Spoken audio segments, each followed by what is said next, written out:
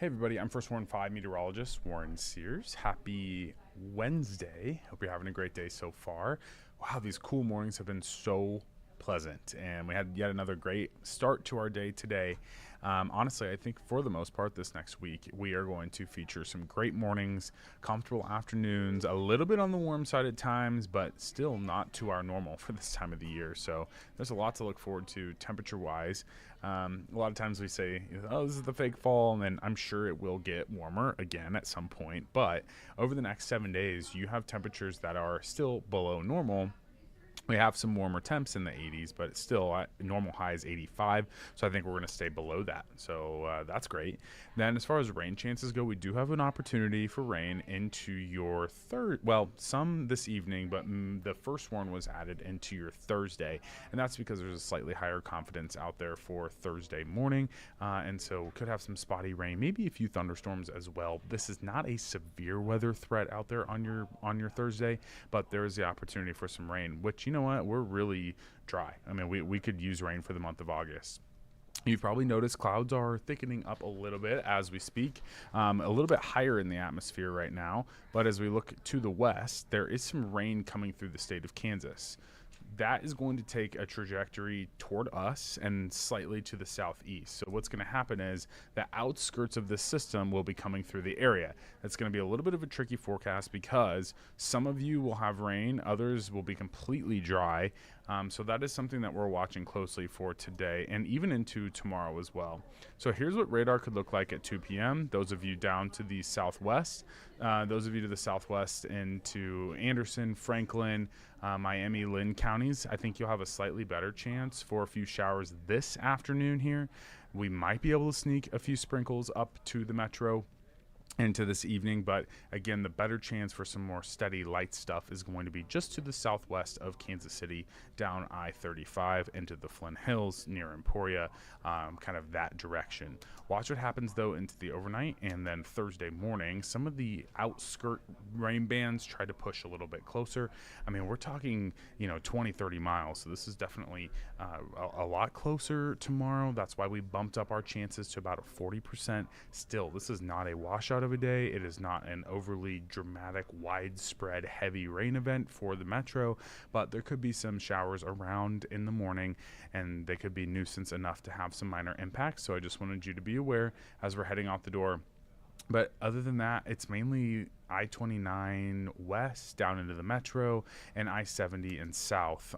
As you can see here on the Missouri side, especially anywhere between, St. Joe to Odessa, Marshall, up to Bethany, there's really not a whole lot with this system for you. So Kansas side has the better chance, especially still during the day tomorrow to the southwest of Kansas City, where I think some of the heavier stuff could be. So here's a look at potential rainfall through Thursday, so through tomorrow. You can see here we are in the very light category in Kansas City. So maybe a couple hundredths to a couple tenths of an inch of rain. Real spotty here on the edge. Little to nothing in the brown there up to the north and east of Kansas City. Then you go down I-35 down to the southwest. They will see likely a pretty big gradient where there'll be some good significant totals down in that direction, maybe even up to 2 inches. So we'll have quite the spread in rainfall out there on your Wednesday evening and Thursday morning, because just the way the system is kind of clipping our viewing area, that is the main reason why this is kind of a little rain to a lot of rain type of event that comes through. So highest rainfall totals will be in that red shade, and then again, that's southeast Kansas, southwest Missouri. As we look out right now, high clouds, but sun's still shining through with your Midwest Heating, Cooling, and Plumbing camera. We're hanging out in the 60s and low 70s. It's 71 right now at the airport. Our forecast high temperature today is going to be right around 80 degrees. Let me show you our high temperatures for today quick before we get into the next 3 days.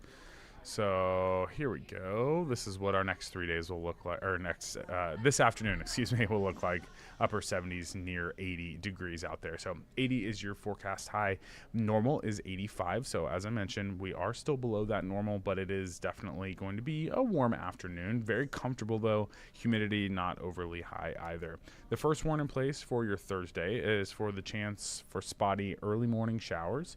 The heavier stuff looks to be southwest of Kansas City, but I still think the metro will have an opportunity to pick up at least some spotty light rain to kickstart the day. Dry afternoon on Thursday and evening as well. 81 Friday and 81 Saturday, staying dry and quiet and pleasant, and really looks like a nice stretch. Let's talk about, we do have at Arrowhead tomorrow, we do have the Nebraska Cincinnati game. While there is a morning rain opportunity tomorrow, I do think we'll dry out in the afternoon. Tailgating looks great. Kickoff, halftime, and fourth quarter look great as well. We'll be in the 60s likely through most of the game, and that's just because it is a pretty late kick at 8 p.m. So I do think around 70-ish, upper 60s, near 70 at kickoff, falling to the mid 60s by the fourth quarter, maybe even some lower 60s as you're heading home. So that's tomorrow. And then we also have, let's see, the Central Arkansas Mizzou game in Columbia at 6:30. That also looks like a really pleasant evening. Maybe a few degrees warmer there just because it's a 6:30 kick and not 8 p.m. like the Nebraska game is here locally. But generally some 70s, mid 70s at kickoff, and then eventually will fall to this, through the 60s. Quiet, pleasant, pretty cool out there as well. So I would say if you're going to both of those games, you'll want to have a long sleeve with you probably just for after sunset, especially. It will become a little bit on the cooler side. With all that said, this is a great Security Bank 7-day forecast. We've got 80, 76, 81, 81 on Saturday, 80 on Sunday, 82 on Labor Day. And I'm seeing signs of maybe next Monday, Tuesday, Wednesday a little bit warmer, so we might need to bump these up a few degrees, but generally maybe back to the mid 80s at the maximum, which would be standard for this time of the year. So no big heat, at least not at this point. I'm sure at some point, maybe in early September, we'll get another little stint of some hotter days because summer isn't over until the middle to end of September. So generally, you get a nice break right now. Great afternoons, cool mornings, a lot to look forward to. This is a beautiful stretch here. So I hope you can find some extra time to get out and enjoy. Really the only great rain chance, or I shouldn't even say great, the only healthier rain chance is going to be Thursday morning. That's why we have the first warn on Thursday. Aside from that, no other first warns for the time being. So I think we can all get behind that. A little quiet stretch. All right, everyone, enjoy the rest of your Wednesday. Enjoy this beautiful weather, and we will see you coming up at noon. And we're going to go to a break here on our stream. Janae will be back here shortly.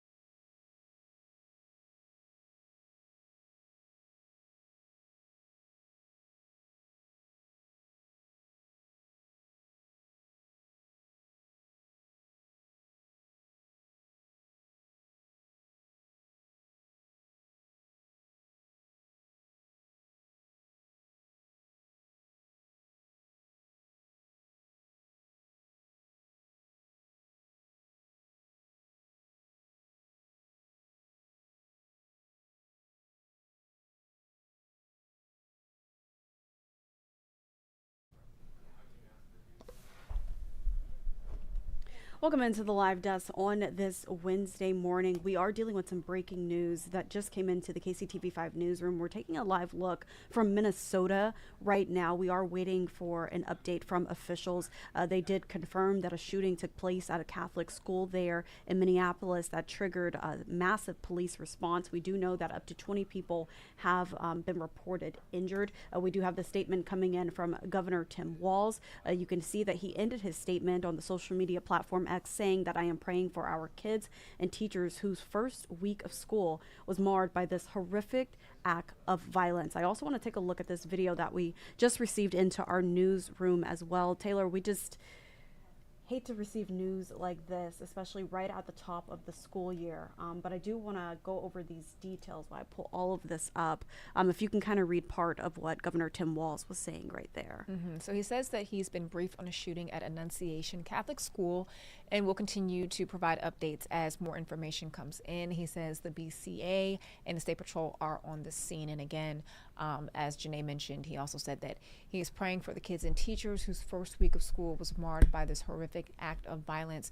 Just a few weeks ago here at the live desk, we talked with Patrice Kabuya, who we will hear from later this morning, just about back to school and the stress that can come with it, especially when incidents like this are in the back of mind for kids these days.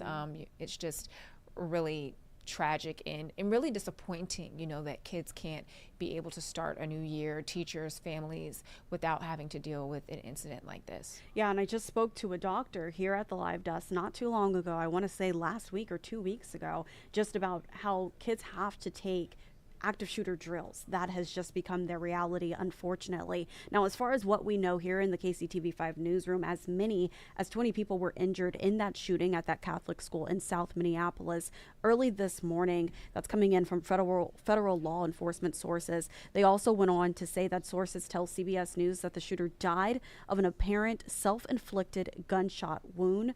The shooting triggered a massive law enforcement response, as you can see here on your screen, but police did say that there is no active threat to the public. Now, authorities will hold a news conference at 10:30. I believe that is Central Time. We're going to confirm that.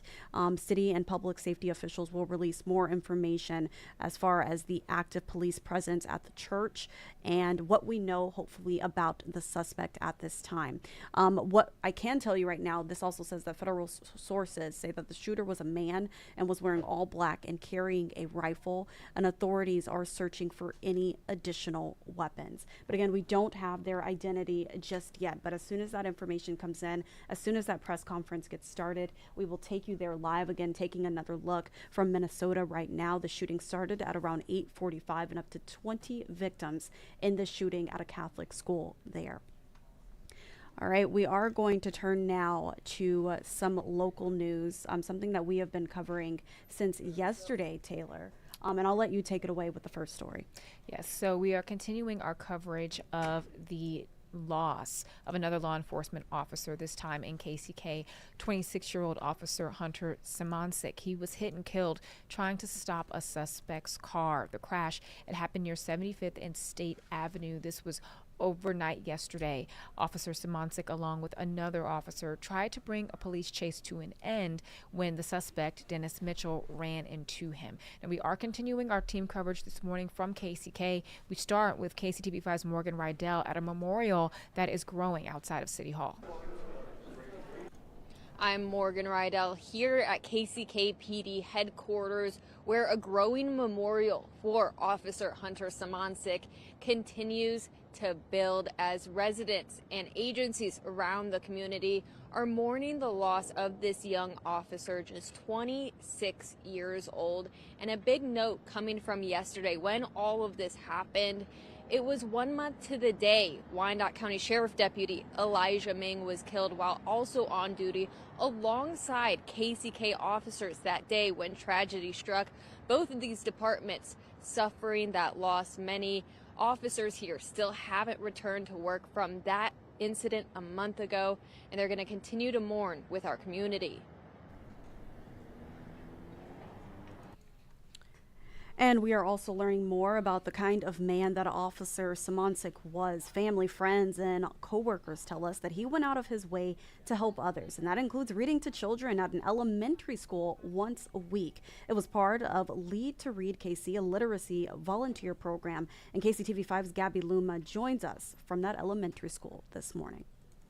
KCTV5's Gabby Luma here at Banneker Elementary, where Officer Hunter Simoncic came each week to read to students here. He was part of the Lead to Read KC program, something that friends and his coworkers say that he was incredibly passionate about, very dedicated to these students in the community. Teachers in the classroom say that he never missed a moment showing up for these students here. He would volunteer week in, week out. He would take other mentors' shifts as well when they weren't able to make it.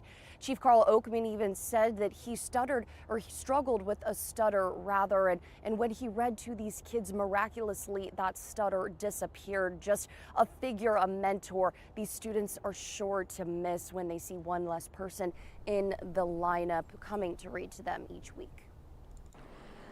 And we just received new information. Oh, looks like we actually just lost it. I believe there will be a visual. We'll keep you posted on that. Yes, I believe I heard it's going to be tomorrow night. They actually just changed the time. That's why it was deleted. So there will be a community visual for this officer organized by KCKPD that will take place tomorrow night at 7:30 p.m. just outside of Kansas City Hall. That's 7th Street. It will be closed due to traffic starting at around 5:30 p.m. We do have information about the man police say is behind Officer Simoncic's death. So court records show the suspect is a familiar face to police. If you take a look at your screen here, these are all of Dennis Mitchell's mugshots from the 17 times that he's been booked at the Wyandotte County Jail since 2014. His charges range from reckless driving to drug possession, but there's no word on when he'll go to court yet for this case. But he is being held on suspicion of first-degree murder, vehicular homicide, and other crimes. And again, we're going to continue to follow this coverage, especially as the community begins to remember Officer Simoncic. So you can follow our website, KCTV5.com, and also stick here on the live desk as we continue to bring you that coverage. And a teacher at Arrowhead Middle School is giving insight on the stressful situation her colleagues and students face. It is as they have been forced to learn at the Kansas City Community College as crews clean up from a fire at the middle school just last week. We are doing the best we can, but this situation is physically, emotionally, and spiritually exhausting. We love what we do, but without enough rooms for each class, none of us are teaching the classes we were hired or trained to teach. This is disconnecting us from our passion and our joy, and it's devastating. Now, she also went on to say that students are missing out on electives. It is the second time the school has caught fire just within the past 9 months, I should say. And she asked for the district and Kansas City leaders to explain how they'd prevent this from happening once again. The district says students may be in this situation for up to 6 weeks as the cleanup continues. We're continuing to follow a story out of St. Louis about a home explosion earlier this week. And officials there, they say that crime was not the cause of it. The blast did damage at least 25 homes and several people were hurt. Many of those hurt have since been released from the hospital, except for one teen who is still recovering from burns that are covering 85% of his body. Authorities say the investigation will take months, and here's what they believe may have been the cause. This probably occurred from a possible gas incident. That's what they're looking into now. That's what they're investigating it as. Authorities say nearby residents have returned to their homes. And that brings us to an urgent safety alert this morning. Experts say that there are several appliances in your home right now that can pose similar dangers. Older appliances tend to face the highest risk. That includes your water heater, gas stove, and HVAC system. A routine visit makes sure that the system is safe to operate year-round, catching in natural gas or carbon monoxide before they become dangerous. It could be fatal, although those times are few and far between, but can also lead to some other health effects. You could have some headaches or nausea. And another way you can keep you and your family safe is by getting a carbon monoxide detector. It detects poisonous gas that you can't see or smell. Well, now to some lighter headlines for our Wednesday. Operation Breakthrough. They're breaking ground on a new outdoor play area, and they had a special guest there to help them. Chiefs linebacker Drew Tranquil was there along with folks from Minsky's Pizza. They helped fund the outdoor sports activity center called Zone 23, named after Tranquil's jersey number. Now, some of those funds came from the sale of the Tranquil Crunch, which Minsky's offered last season, and they sold over 16,000 pizza pies. Must have been good. Zone 23 will have pickleball courts, basketball courts, a giant chess set, and more. And Tranquil says sports are a great teacher and hopes that the kids will learn while they play. Physically engaging, emotionally engaging with your teammates and your friends out here. I just think it's one of the best things. It's a great unifier we have in our world, and I'm excited to bring a play place here for all the kids, K through 12.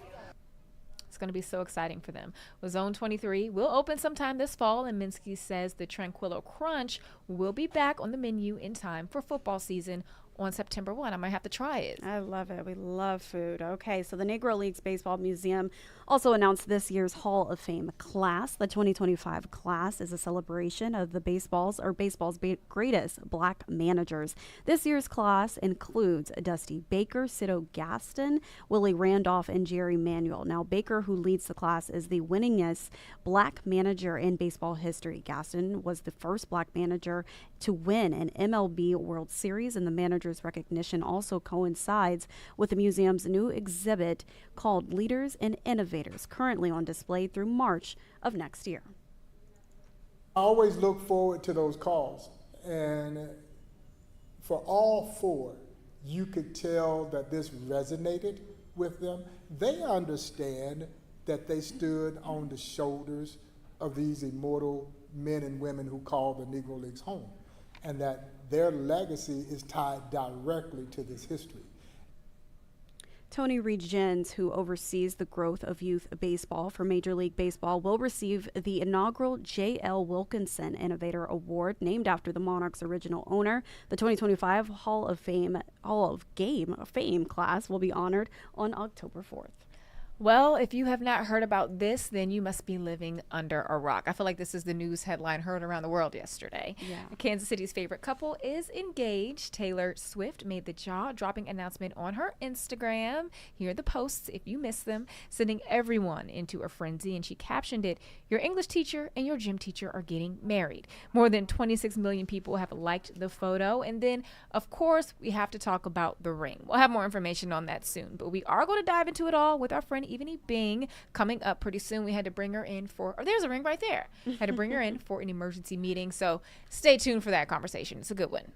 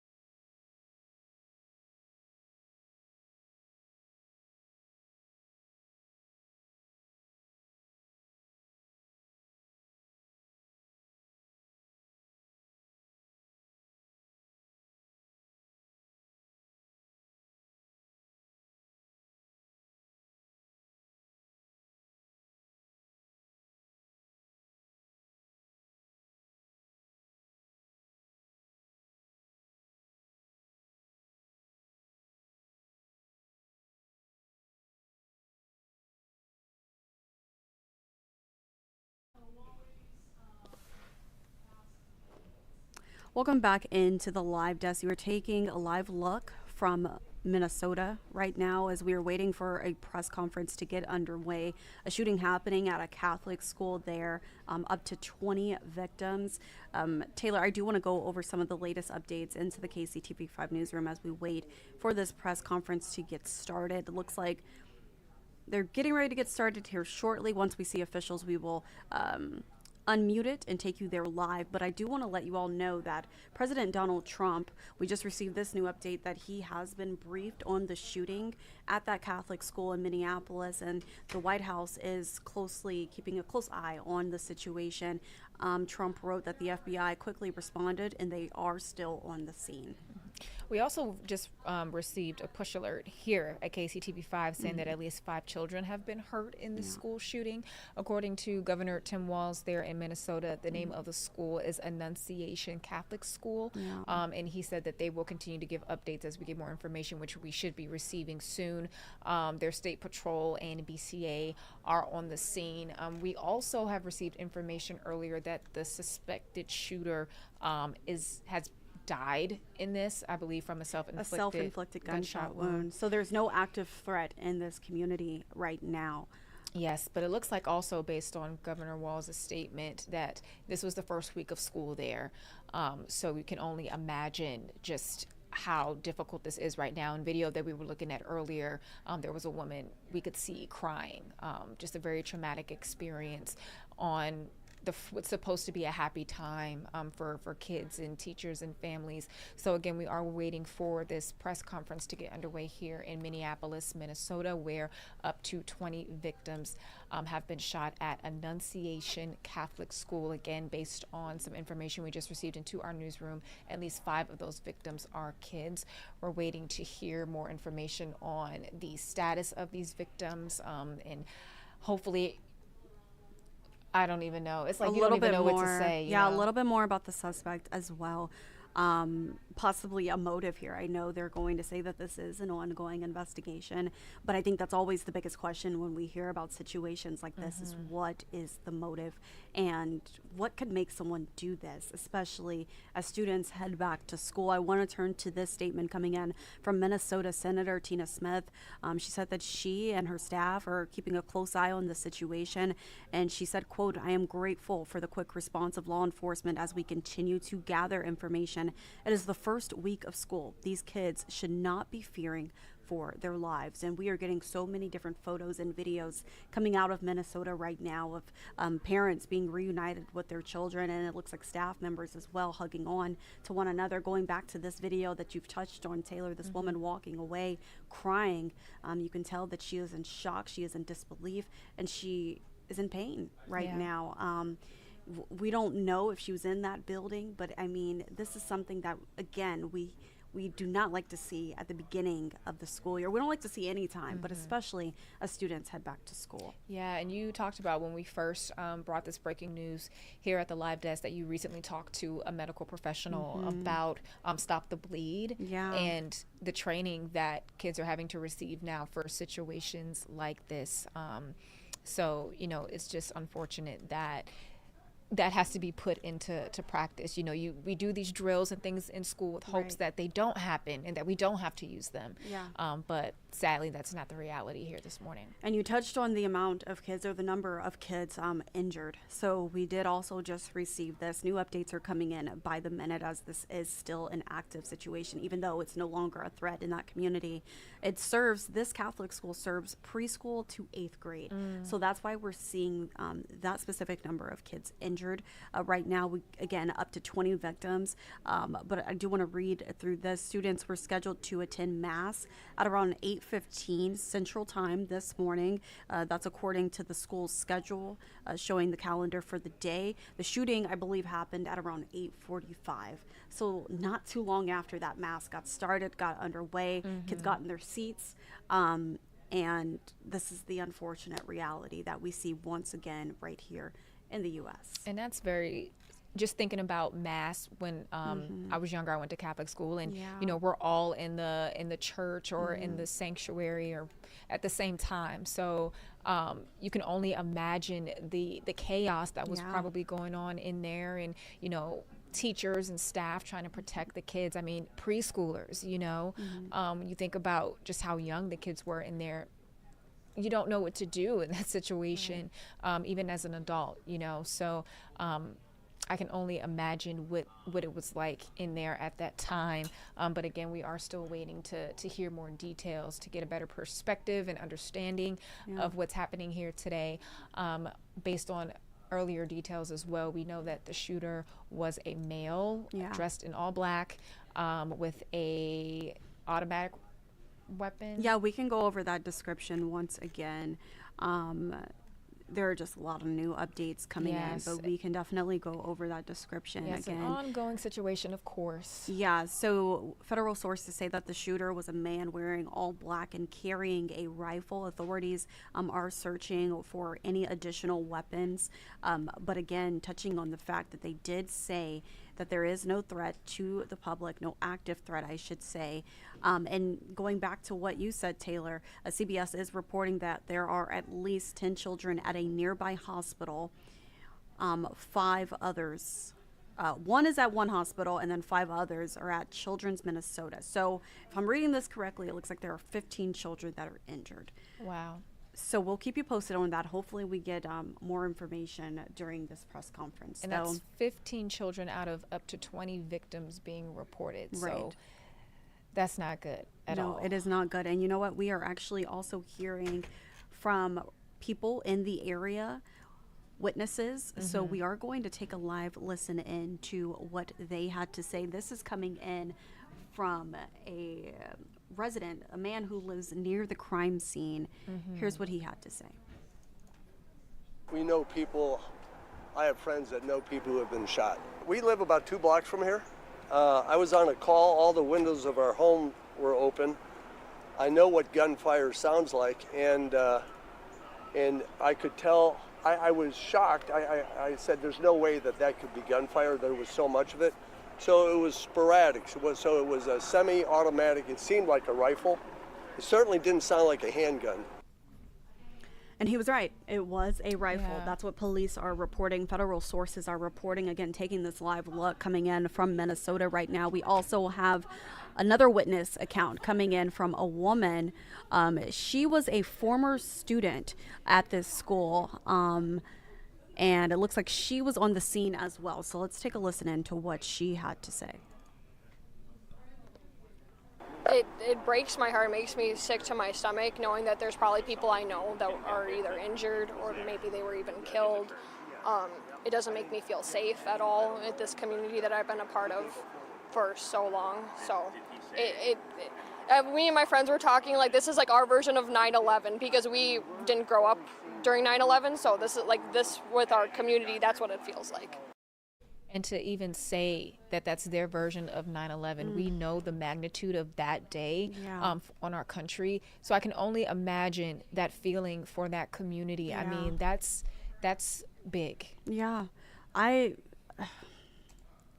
it's like you don't even know what to say. You have no words. Yeah. There are a few things she said there. This is our version of 9/11, which is a day that we will never forget. People never forgot where they were during that time when that all happened. But something else that she said, it doesn't make me feel safe at all in this community that I've been a part of for so long. And to really take that into perspective, I mean, this is a school that she went to. That was a former student, and she felt safe there at one point.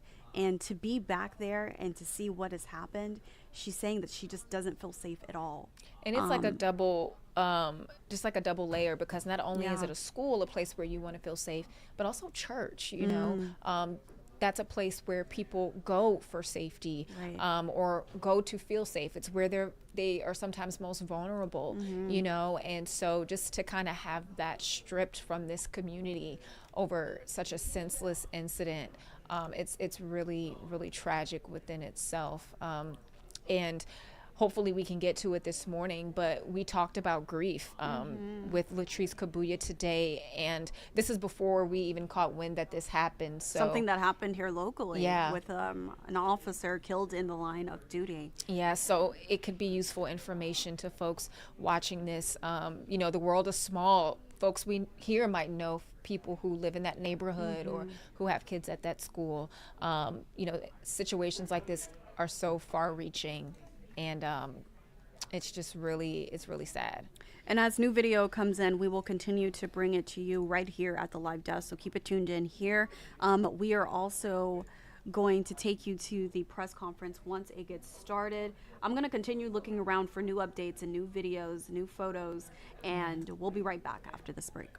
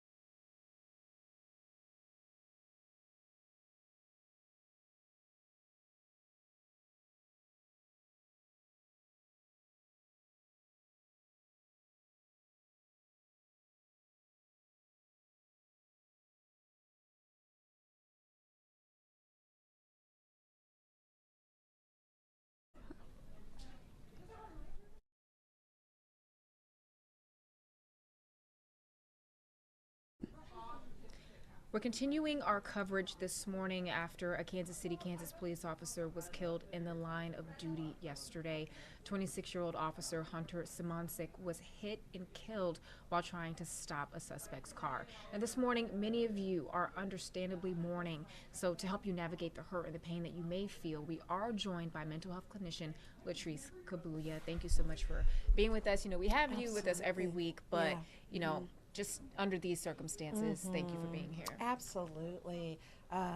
This is heavy. Yeah. And I think we have to acknowledge that it's heavy. There's no easy way around it, no easy way around grief.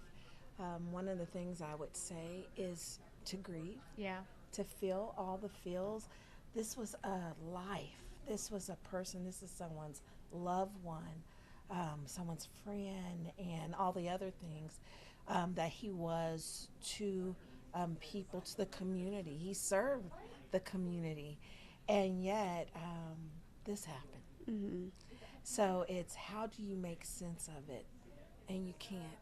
And I think as humans, we want a resolve. We want to make sense. We want a why. And those things will probably never be answered, unfortunately. And so for, the chief of the Kansas Police Department, he said yesterday, something that really stuck with me is that there are officers who are still grieving from Deputy Elijah Means passing when he was killed just a month ago, and they still haven't returned to work. So, I mean, what do you say to those people who are just really having a tough time right now? What piece of advice do you have for them right now? You know what? I'm going to say first, I'm proud of them. That they haven't returned to work, that they aren't just sweeping this under the rug, that they're feeling all the feels, that they're allowing themselves to navigate this grief process, because so many times, because it's painful, we don't want to feel. We don't want to deal with it. So we detach and or we suppress it. But the thing about grief, the thing about trauma, it's going to show up. It doesn't leave until we deal with it. Now, it may show up differently. Someone who's always angry, that's because maybe they didn't deal with grief or their trauma. And so what I would say to those individuals that are still at home, stay at home until you're ready. Get the help you need. Be honest. Talk. Journal. Find those coping skills that work for you to navigate this. Don't put any time on it, because we like to also put grief in a box. Okay, we can grieve this long and we'll do all the right things, cross every T, dot every I, and then we should be good. No. I lost my oldest daughter as a baby 32 years ago, and that grief shows up. There's years that are fine, her birthday, and then there's years where I'm like, oh my gosh, it's all in my body. I'm feeling it. And so be aware of what you're feeling, acknowledge it, get the help you need, get the skills you need, do that, and each day just keep trying. Just keep healing until you'll know when you're ready to come back to work. You'll know when you're ready to do certain things, but don't allow anyone or anything to push you. And that, if I could just be very honest, that was my error. I allowed, you need to be tough. You need to be strong. You don't have to, stay sad long. Don't listen to any of that. That hurts your healing process. Really take the time to take care of you, mentally and emotionally. I love that, taking care of yourself. And something that my mom used to always tell me, she still tells me till this day, is that job is going to move on. That priority that you think is a priority is going to move on. But you need to take care of yourself, or you're not going to be able to move on. So I think it all ties in to one another. And you know what? I have to imagine that the officers who have not returned to work, it's possibly, it's fear as well of being in the line of duty and how this could turn out for them. Oh, absolutely. I think when,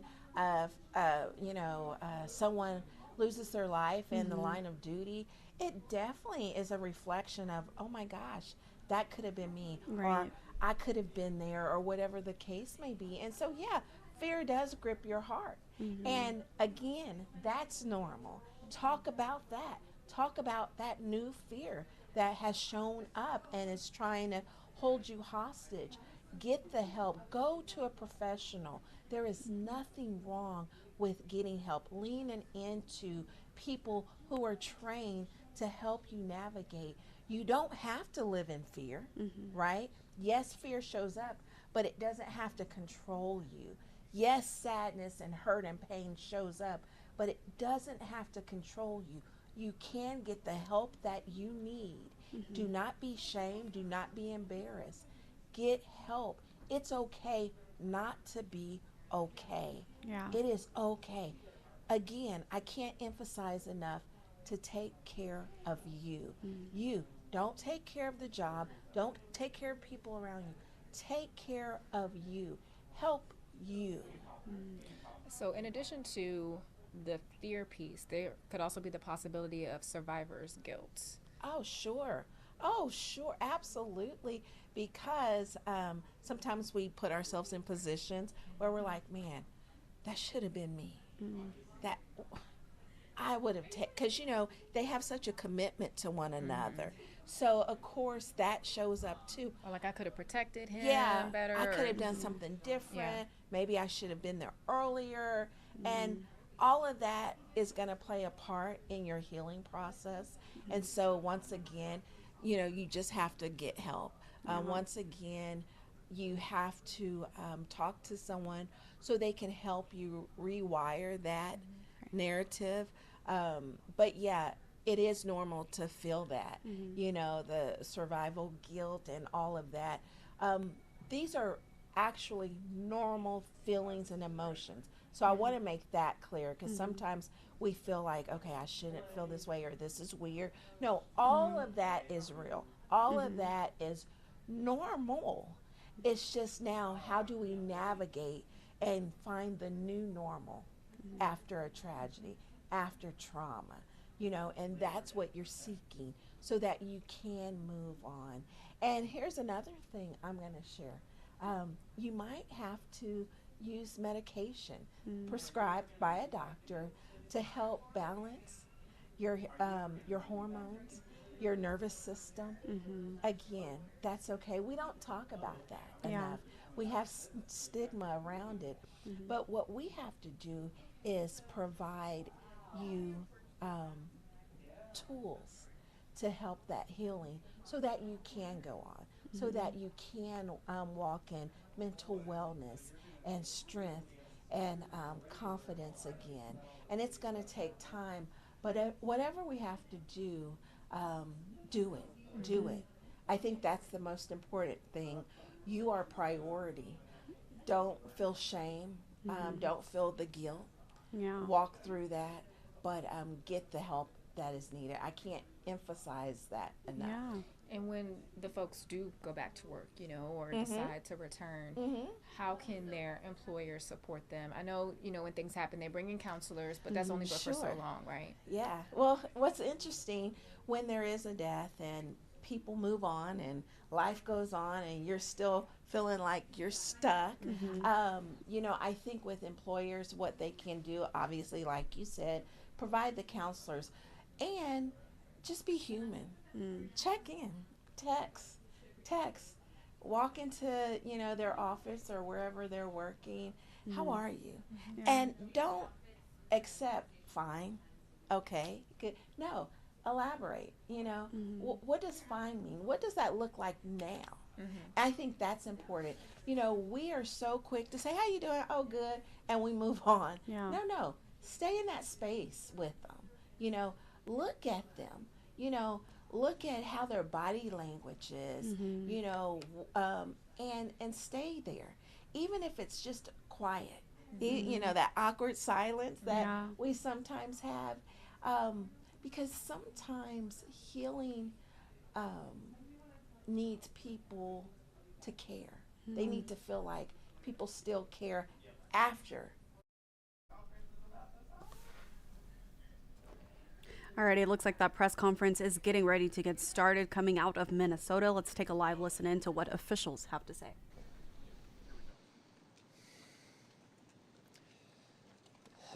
There are no words that can capture the horror and the evil of this unspeakable act.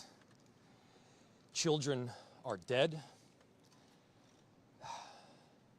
There are families that have a deceased child. You cannot put into words the gravity, the tragedy, or the absolute pain of this situation. We are a Minneapolis family. But to everybody out there, do not think of these as just somebody else's kids. Those families are suffering immense pain right now. Think of this as if it were your own. Every one of us needs to be wrapping our arms around these families, giving them every ounce that we can muster. These were Minneapolis families. These were American families. And the amount of pain that they are suffering right now is extraordinary. And don't just say this is about thoughts and prayers right now. These kids were literally praying. It was the first week of school. They were in a church. These are kids that should be learning with their friends. They should be playing on the playground. They should be able to go to school or church in peace without the fear or risk of violence, and their parents should have the same kind of assurance. These are the sort of basic assurances that every family should have, every step of the day, regardless of where they are in our country.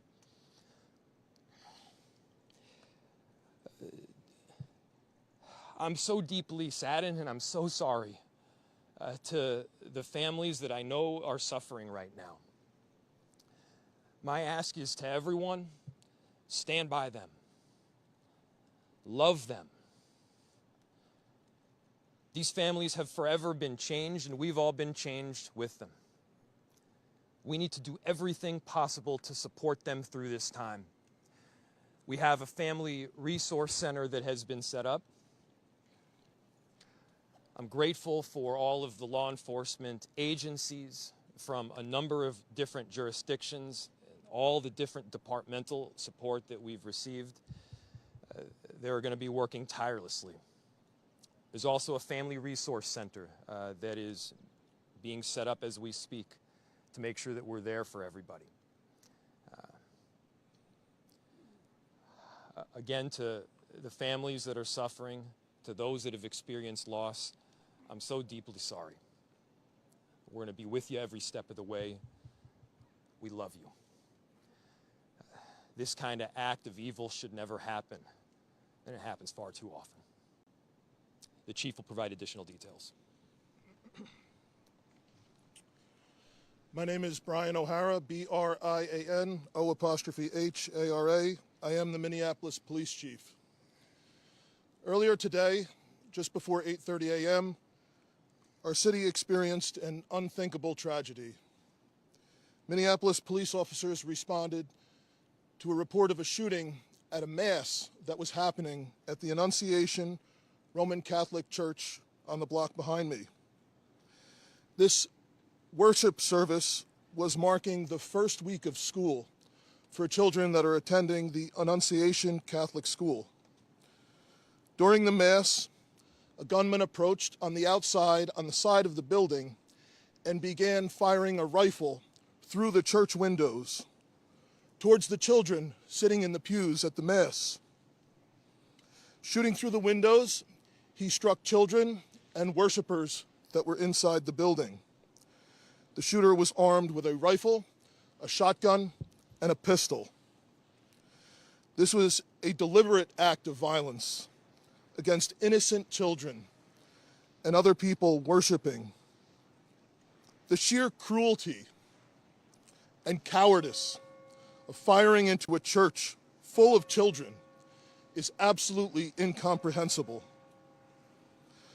Police officers from the Minneapolis Police Department immediately responded, entered the church, and attempted to provide first aid and rescue some of the children that were hiding throughout the building, while other first responders came and EMS responded to rush victims to nearby hospitals. 2 young children, ages 8 and 10, were killed where they sat in the pews. Their parents have been notified. 17 other people were injured, 14 of them being children. 2 of those children are in critical condition. The coward who fired these shots ultimately took his own life in the rear of the church. Our hearts are broken for the families who have lost their children, for these young lives that are now fighting to recover, and for our entire community that has been so deeply traumatized by this senseless attack. We will stand together to protect our children, our schools, and our houses of worship. This deliberate act of violence is just a sign of cruelty that is beyond comprehension. Our hearts are broken for everyone that's been affected by this tragedy. As we begin the difficult path of healing, I want the community to know this, that even in the face of such evil, the Minneapolis Police Department and all of our law enforcement partners stand with our community. We stand with these families and with this parish. We will continue to be here for you.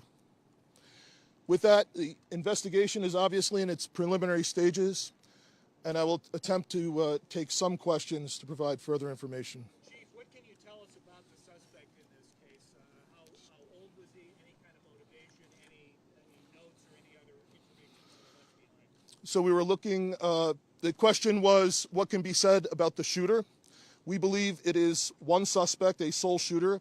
We believe he is deceased. He is in his early 20s, does not have an extensive known criminal history, and we are looking through information left behind to try and determine some type of motive.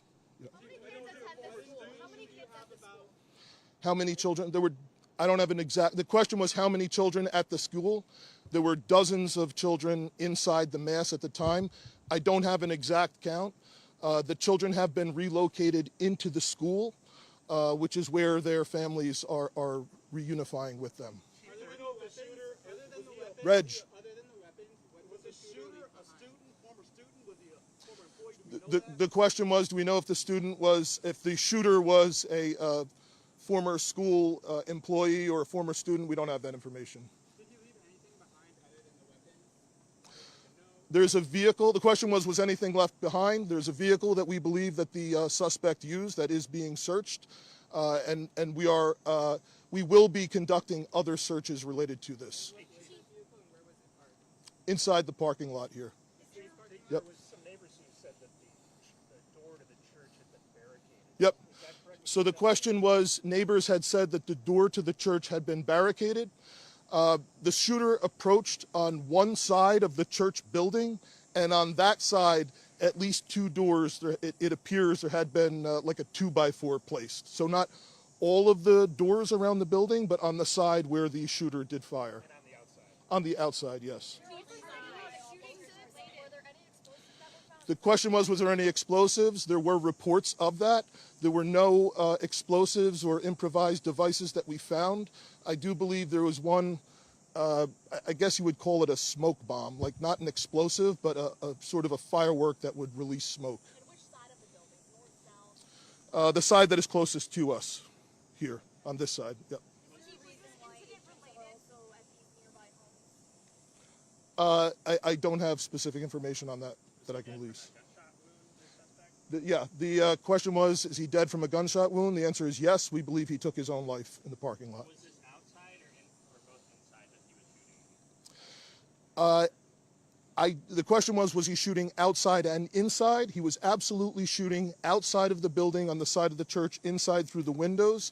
It appears he may have gone inside, but I don't believe we've located any casings inside the building. So I'm not certain if he fired also while inside. It appears, if not all, most of the shooting happened outside the building. Chief, is this shooting related to any other shootings that happened in the last 24 hours? Yeah, Taylor's asking, is this related to any of the other shootings? This does not appear to be related to any other shooting in the city. Do you know approximately how many rounds were fired? The question was how many rounds? I would say it's in the dozens. We don't have an exact count. There's a sidewalk on the outside as well as a grassy area, so obviously we are going through and taking our time to process the scene. Was he firing just one weapon, like the rifle? The question was he firing one weapon? We believe he had fired all three. He had a rifle, a shotgun, and a pistol. Chief, was this individual licensed to conceal and carry? Did he have any? Were the weapons, was he lawfully carrying the weapons? I don't have that information, and I don't have any information on any significant criminal history either. Was he dressed at all in any tactical type of gear or anything? It appeared he had some black clothing on, his cargo type pants, I guess you could interpret that as, however you like. All right, ladies and gentlemen, thank you for helping us to get the information out today. We have a lot more work questions? that needs to be done. We will return back later today to provide more details as they become available, and we'll let you know how you can know about that in the moments to come. Thank you. Later today to provide more details as they become available, and we'll let you know how you can know about that in the moments to come. Thank you. Okay. How can the public help?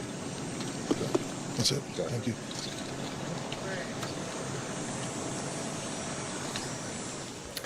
What we have just witnessed is a briefing by the police chief, Brian O'Hara, who has updated us on the shooting at Annunciation Church in Minneapolis. He tells us that 2 children, ages 8 and 10, have been killed while they sat in the pews, according to the chief, during Mass. This is a Mass that started at 8:15. It does every Wednesday for this school during the school year. The 17 were injured, 14 of them children, 2 of them critical. The shooter, according to the police chief, was in his early 20s. No association with the school that they know yet, was dressed in black clothing. The majority of the gunfire came from the outside through into the sanctuary windows, and the shooter took his own life. Let's turn now to CBS News Homeland Security correspondent Nicole Skanga. Nicole, what are you hearing, and what is your reaction to what you heard in that briefing there from the police chief? John, a few key details from police, including that the shooter had fired off dozens of rounds from 3 different weapons. A rifle, we know from law enforcement sources, that is a semi-automatic weapon, in addition to a shotgun and a pistol. The majority of those shot outside, and this suspect approaching from the side of the church, firing through stained glass windows, aiming directly at students who were kneeling in the pews praying at the time of this incident. In addition to that, we know that authorities right now are searching the gunman's vehicle that was parked in the parking lot. Initially, we had heard reports of a possible improvised explosive device. At this point in time, law enforcement have not found that. They did find what they called a firework, a smoke bomb in the car, but no significant criminal history for this individual. Police say they are searching some information that was left behind by the shooter, possibly going through electronics. We know that the FBI is on the scene and completing a forensic scrub of this individual. Police also say that the gunman was standing in the rear of the church when he took that self-inflicted gun wound, ending his life, and that law enforcement were on the scene within minutes, John, and that they immediately rendered first aid to students there on the ground. Of course, you mentioned that there are 17 injured now, including 14 that are children and 2 that are in critical condition there. But just horrific to hear the police chief there, Brian O'Hara, describe how police not only rendered first aid, but had to go find students who were hiding within the church, scared at what had just unfolded. Nicole Skanga, thank you. Let's go now to CBS News reporter Nydia Cavazos, who is at the scene. Nydia, what do you see there? John, the first words out of that press conference were "children are dead," and those words perfectly well describe what this scene is like at this moment. It is a very difficult scene. We are just outside of Annunciation Catholic School. We are surrounded by a very, very heavy presence of police officers, state troopers from Minneapolis. The FBI is here. We just witnessed multiple K-9 units going in. Many tactical vehicles are also going through this road heading up to the school. Now, when we were arriving, when our crew was making our way here, we were hearing sirens of officers coming in, helicopters around the area, and just to give you a sense of what we were hearing. But as we were walking over here, given that the roads were closed, we were also witnessing how parents were carrying their children. The children had their arms, their tiny arms wrapped around their parents and still in their Catholic school uniform.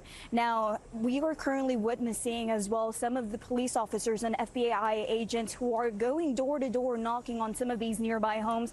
We did have a chance to ask the police chief about this, but there are no details on that. And of course, we will continue to inquire about this. Back to you.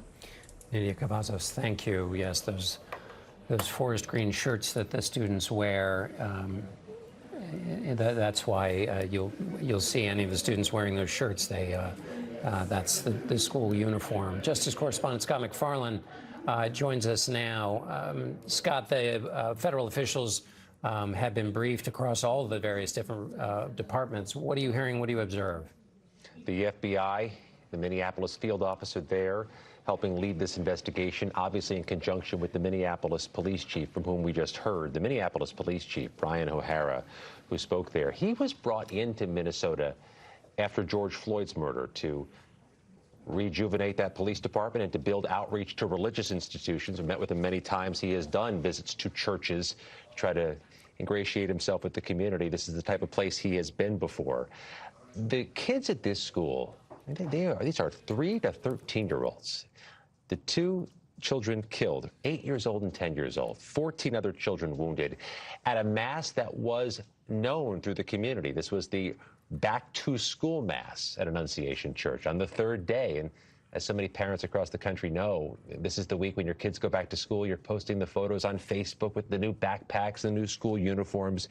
It's a time of joy. And Mayor Fry there, Mayor Jacob Fry, who is finishing his 2nd term this year, said, don't just say thoughts and prayers. These kids were literally praying.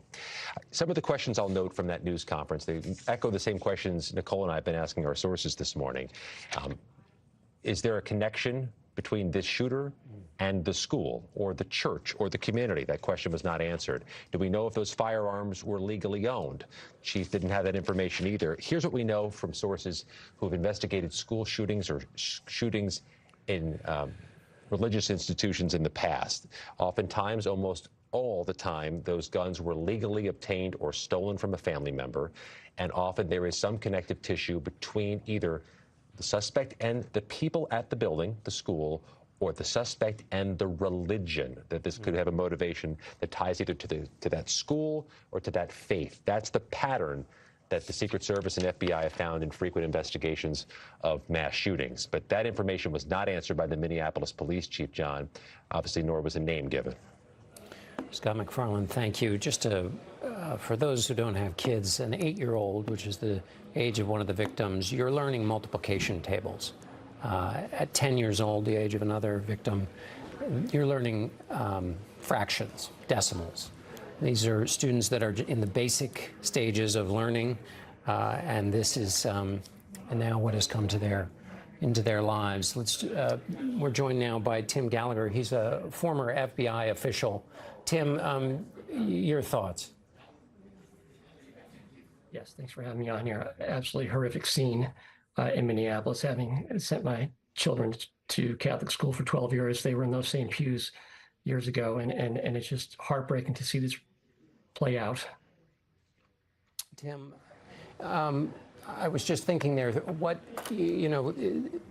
students now beginning the school year, as Scott McFarland mentioned, there's so much a sense of optimism, of chapters beginning, the hope that comes with both on the beginning of the school year and a morning mass.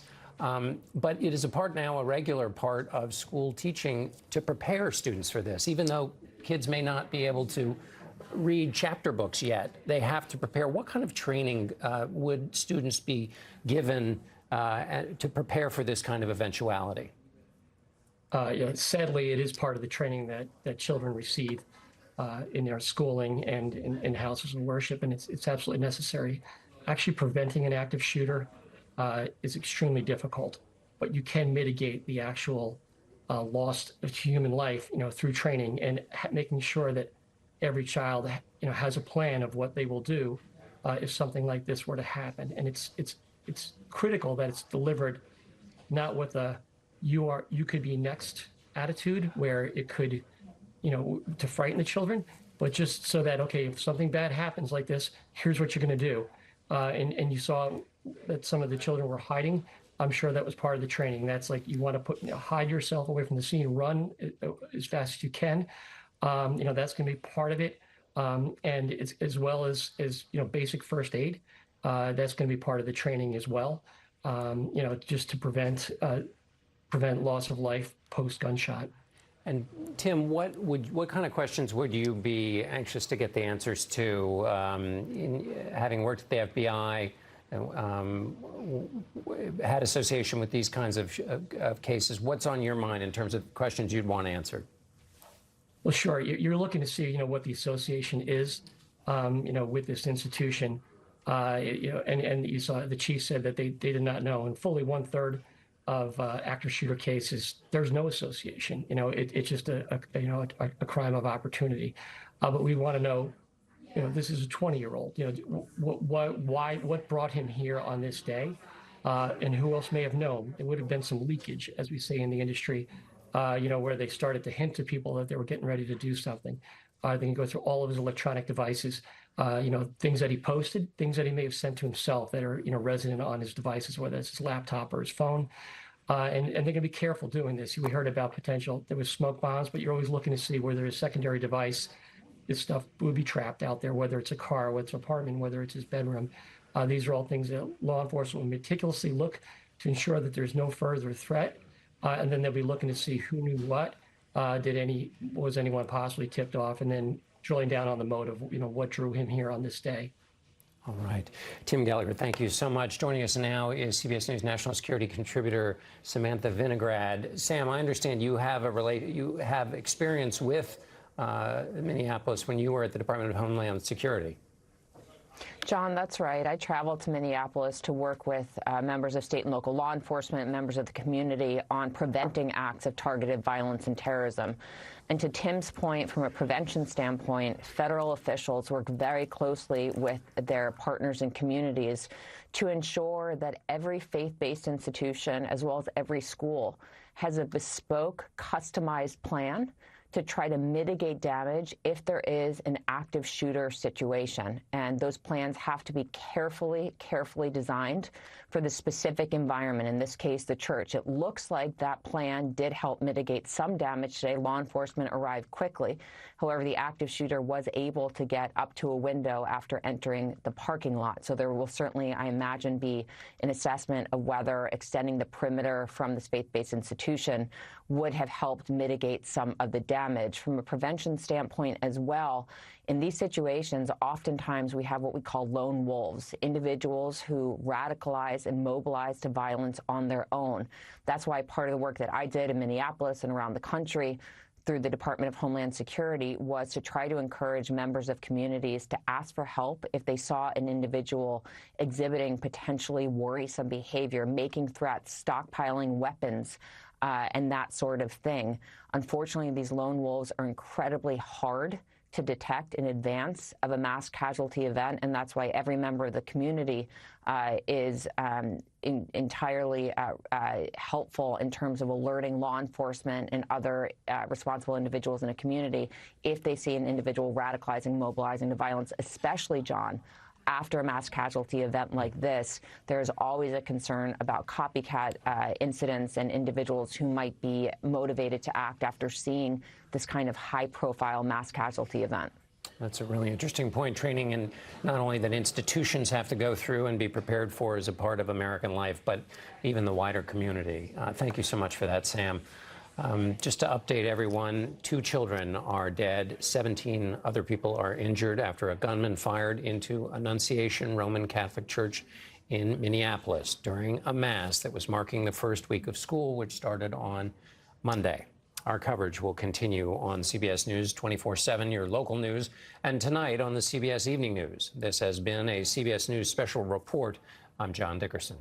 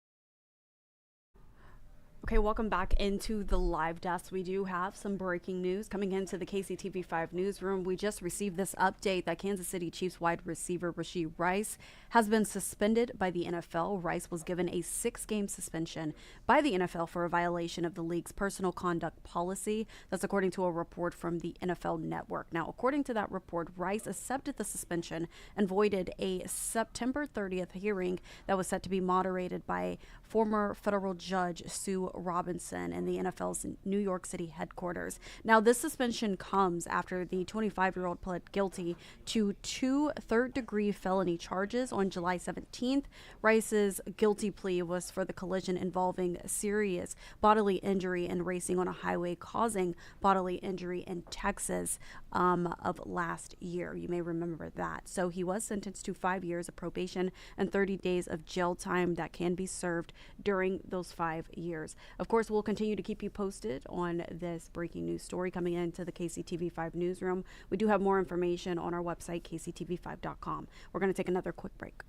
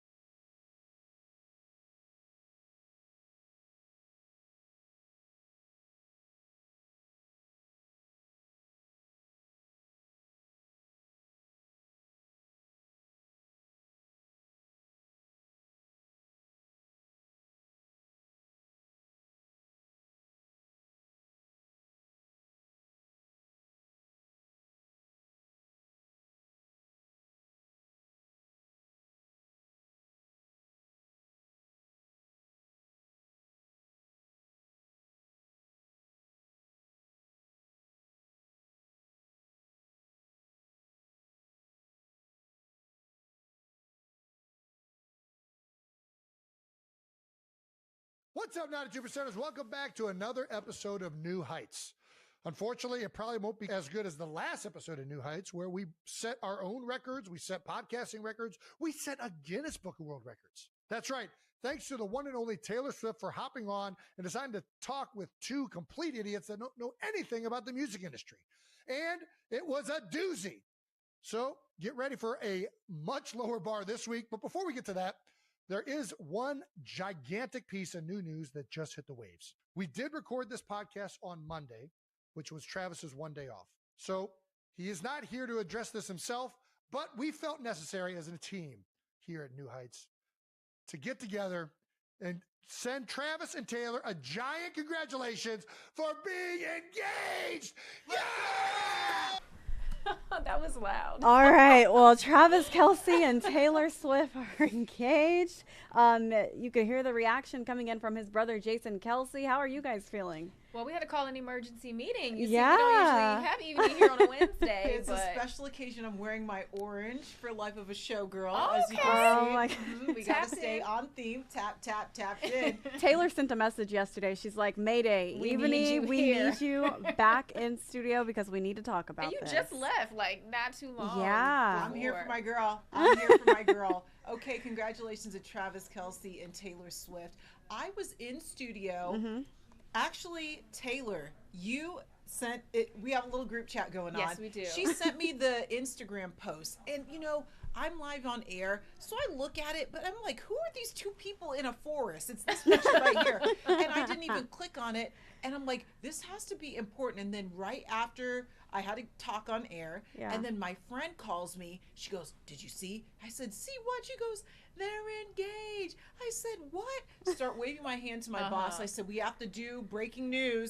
And he's like, what's going on? I said, they got engaged. He goes, oh, okay. And we were already doing like a lovers and friend mix already on air. Yeah. And so it was very fitting. It all worked out. And this ring is like huge. Beautiful. Yes. Somebody left in the comments, they were like, that ring probably costs more than my car. Yeah. Of course it does. And your home. Yes. So I know there's been a lot of speculation. Where do you think this engagement took place? Because I saw that it was in the backyard. It was in but Lee I know Summit.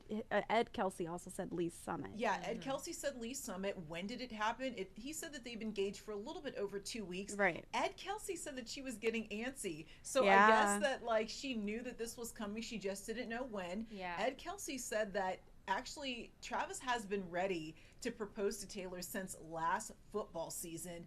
And I believe he's had this ring for that long. And he said that he was surprised that he finally did it now. He thought he was going to do it last year. Yeah. But maybe he didn't do it last year because he didn't get his ring. And so, well, that's a little I selfish. didn't get mine, so you're not getting yours. So we're going to hold on to yours. Exactly. But you know what? I think that it seemed like he wasn't in the right headspace. And I think that this will be our year. Chiefs Kingdom will get our ring just like how Taylor got her ring. But after he popped the question at this moment, because he told her, we're going to go out to eat. He goes, let's stop and get some wine. And so she's thinking that they're going to go get wine. And then he popped the question right here. They FaceTimed their family, so all the family knew. And this ring is something else. Beautiful. It's big. And I believe it happened. He proposed after they recorded this, right? I don't know. The podcast. That's what I read. Yeah, and I believe that's what Jason just said as well.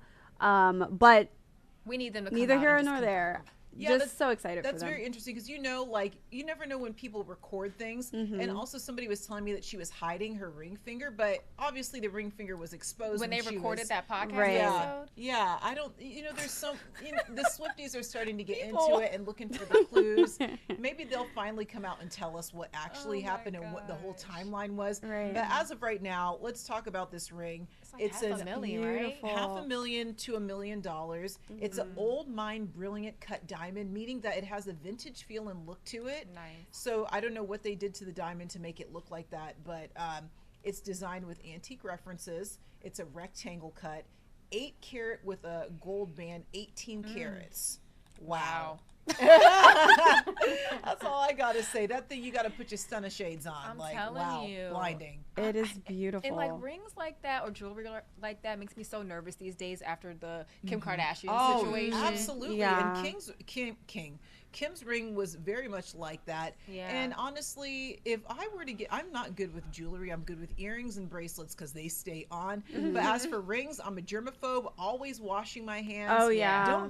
I would love it if a man were to give me that ring, but I'm going to lose it. I'm just saying, I never take insurance. mine Fair off. warning. She is going to lose that ring. Oh my gosh. Okay. I'm going to lose it, yeah. So like the next big question is, or speculation is, where is it going to be? I don't know. Why not have it right here in Kansas City? Because, we are a pretty low-key city. We are not going to bother them.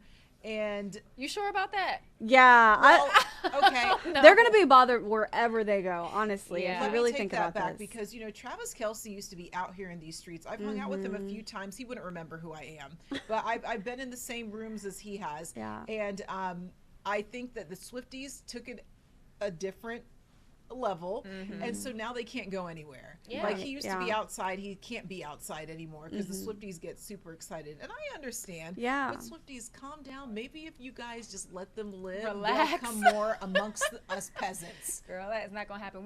I was just talking with a colleague just about how people were buying stuff up yesterday, like cookies and T-shirts and stuff. Yeah. So Yeah. imagine Yes. seeing her in person. Yesterday, Krispy Kreme had free donuts. Yes, and from I 5 until missed 7. it. I missed it too, but hey, they were ready and on top of this. Wow. Yeah. Wow. It's very. Oh, and let's talk about. Okay, so Krispy Kreme had their free donuts, and then also I want to talk about what she wore during the engagement because Ralph Lauren, it was a striped, to me that was a navy blue dress. I love Ralph Lauren. But it was a black and white striped dress. $398 is what it retailed for. And so they took, one of the clues was that dress had already been sold out by the time they went looking for that dress. I believe it. So wait, yesterday? Yes. I believe it. Yeah. The dress is already sold out. And then her Wow. bracelet, or she was wearing a watch slash bracelet. It was a Cartier Santos Demoiselle. I was looking at the quartz. watch. Yeah, $18,000. I love a good watch. Drip down. Yes. So I do And want to it's go heavy. back. I do want to too. go back to the ceremony because I do feel this is going to be like a royal wedding. That's what we keep hearing. And I can't help but think about Meghan Markle when they got married. She got married to Harry. And I think this is going to be to that extent, wherever they have it. Well, they're very good at keeping secrets. So wherever they do have it, it could be remote. But why? I'm all about saving money, but they don't need to save any money. They're not trying to cut any corners. Nothing. Money is nothing for these two. Even he said have it in the backyard. Yeah, why not? Have it in your backyard. Yeah. But, or have it in Lee Summit in this forest. I'm still trying to, Kerrigan and I said that we're going to try and find out where this forest is. Once it gets out there, like, it's a done deal. It's a done deal, and it is over. But yeah, I think that they should have it right here in Kansas City. It will probably be remote, and she'll probably fly all her friends out on a private jet. Do you think this is going to be a big wedding or a small wedding? It's hard I'm thinking to tell. big. But I mean, they're such a powerful celebrity couple that I think it would be big. I think it's going to be big. They have a lot of friends. You have to think about. I don't know if it would be Bezos size though. Like No, that was huge. I honestly think that they're going to try and do something very small and intimate. I wouldn't even be surprised. Or they could do two. They could have two. I wouldn't be surprised if they elope, but she is very family centered, as is he. So, I don't know. There's so many questions. So many questions. How exciting for her and Selena Gomez, who are both engaged Yes, at the same time. I love That's Selena. fun. I love that. And all of those flashbacks were coming back on social media as well. So Warren Sears, our meteorologist, he's the one that broke it to the newsroom. I just He want to put did. that on the record. What did he do? Did he get up and yell? I kept hearing Taylor, so I'm like, Okay. huh? And Yeah. that's when he was like, no, Taylor Swift and Travis Kelce are engaged. And then that's when I texted you. Yes, thank you. And it was Yes, everywhere. thank Breaking you. news on all the news channels here. Yeah. It's interesting to see that because, like, in my hometown, that probably wouldn't even be. It's like a quick mention and then like we're moving on. But here we like broke into programming, breaking news, they're Yeah. engaged. It's amazing to see the impact that this relationship And I want to has add on to that here. because all the great television stations, they have been posting yesterday and today. They've been doing stories, just getting reaction from Swifties in their town. So this is not a small deal. And speaking of that, I do want to take a look at some reaction that we're getting here locally. This is a church in Prairie Village. What does You it can say? see we do weddings. Congrats, Travis and Taylor. So my that brings gosh. us to Mayor Quentin Lucas. He just posted this video not too long ago. He spoke to CNN at the beginning of the year. And basically, he just wants to officiate the wedding. So he is throwing his shot out there as well, saying that the offer still stands. I wonder if he'll be invited. No. He is the I don't mayor. know. He's always hanging out with them. It He is seems the mayor, like. but I don't think he'll get invited. Be like, hey, Mayor Lucas, come to our wedding. And then taking a look at this, Union Station was lit up overnight. You can see that skyline shot from here. But what do the colors represent? So red, obviously, Chiefs. There's orange. And then the two colors, Life of a Showgirl. Oh, and then it says mint coming together with red and gold. Wow. Interesting. So And Union Station this morning was on CBS Mornings, like a live shot as a result. You know, just so this is huge, It friends. is a very big deal. And you want to know what? I feel bad for Taylor and Travis having to deal with this whole guest list. Yeah. Everyone's going to ask for a +1. Can I bring my mom? Can I bring my dog? No, no, My no. That's how it But I be. think that's why they took 2 weeks. 2 weeks is it? To kind of keep this to themselves and their loved ones before they announced it with the world. So kudos to them. And you know what? This news was so big, we had to bring Ebony Bing back for a second day in And a hold row. on, let me tell you, I did go to that red carpet for the Chiefs Yes, yesterday in today. the Kingdom documentary, and something about his aura just told me that he was a married man. And I was gonna walk up to him and be like, "Where's your wife?" But I was like, "No, that's a little bit too forward, and you're a guest here. Don't Yeah. overstay your welcome." Or He was And happy. He looked so happy, Yeah. and I just knew it looked like the happiness that like, okay, I got a baby on the way, or I just bought a new Yeah, house or that something. glow. I could tell that there was something brewing. Mom looked happy too. So Aw. congratulations, Travis. We're very proud of you. Aw, Very proud I of do you. have love one it. question before we go. Okay. So a friend of mine responded to an Instagram story post I made about this, and she was saying that she's worried that it's going to overshadow the season. No, it's not. It's actually going to be easy sailing. I am guaranteeing this. Last year they were a newer couple, and so that's putting your best foot out there and showing who you are and what you can be in this relationship. He's got his girl. He has secured her, and now he doesn't have to worry about anything else. They have people to pay for wedding planning. All he has to say is yes, no, show up to cake tastings and wine tastings, and it's easy breezy sailing from there. So I don't agree. think I mean, he was at breezy. practice when it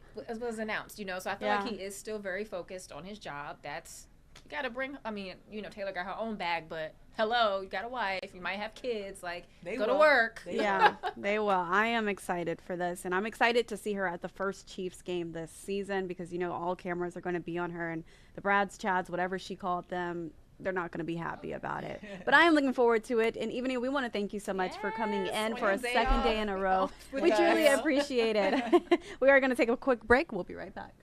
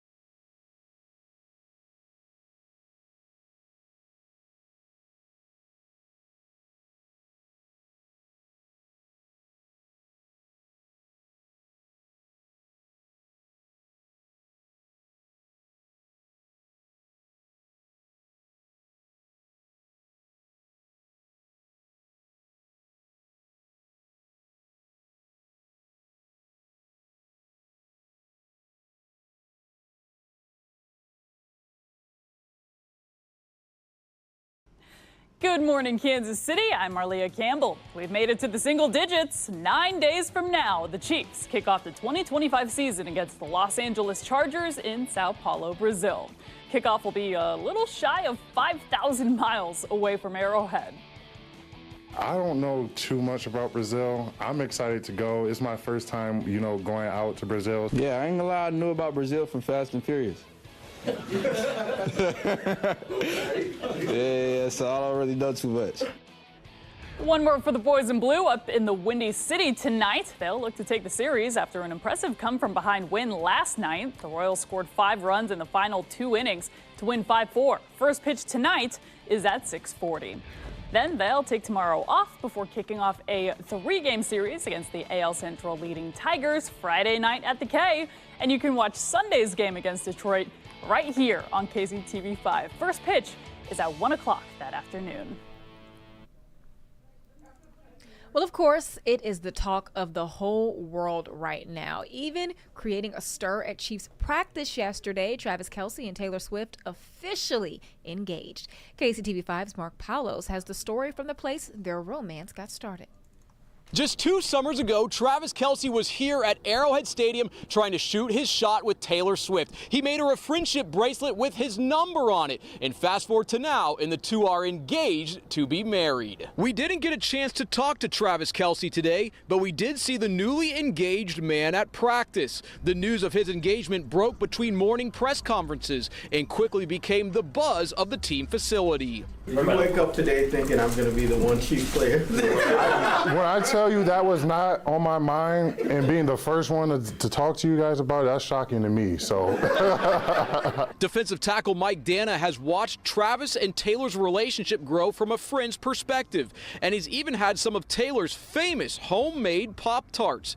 Dana says he's excited for the power couple and their future together. I'm so happy for them, Trav, Taylor. Like, that's a wonderful, time in life, a wonderful part of their journey. So great for them, and that's a blessing. Anytime you find that type of joy, happiness, and love, I think that's a beautiful thing. With the engagement in the books, a wedding is on the horizon. As for a wedding gift, Dana says what Travis and Taylor want could be out of his price range. Well, what they want, I don't know if I could, bring forth, but I think of a good little engagement gift. It might be, something special for them. Maybe some Pop-Tarts back to her, but it won't be homemade. It might just be the box, yeah. At Arrowhead Stadium, Mark Paulos, KCTV5 Sports. And KCTV5's Chandler Watkins is getting reaction from around the metro from fans who know Kelce best.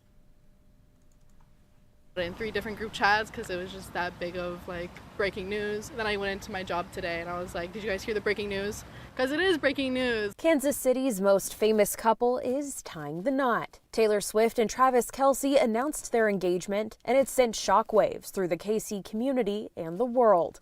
Reactions and congratulations have been pouring in, including here in the metro. Hope they have a good marriage and accomplish whatever they want together. Over in Prairie Village, Asbury United Methodist Church changed their sign to remind everyone that, hey, they do weddings, as well as congratulate Taylor and Travis. And at Operation Breakthrough, the nonprofit near and dear to Kelce's heart, CEO Mary Esselman shares in the excitement over the engagement. I can't think of 2 better role models for our kids in terms of hard work, dedication, and just genuine love for others. So glad they found each other and super excited for them.